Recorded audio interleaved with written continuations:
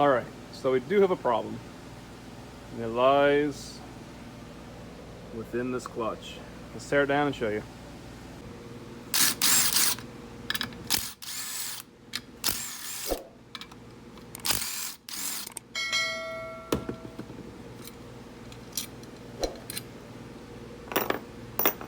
And then two hands at this point.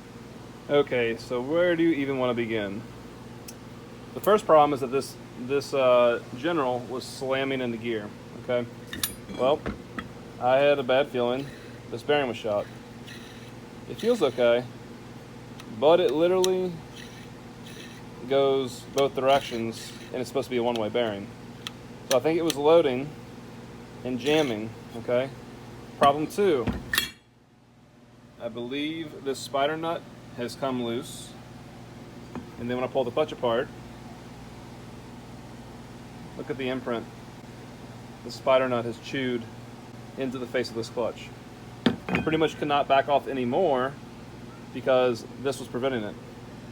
The thread locker is fully chewed up and it has come off. Okay, problem three.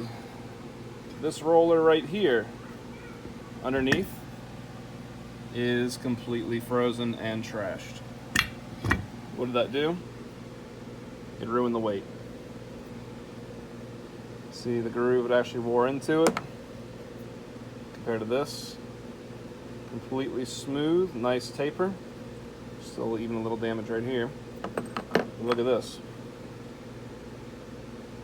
Yeah, shot. So this clutch in no way is salvageable. I mean, maybe the casting itself might be okay, but I won't even trust the shaft on here anymore, because if this is a one-way bearing and it's going both ways, something's damaged and it's probably marred the shaft. So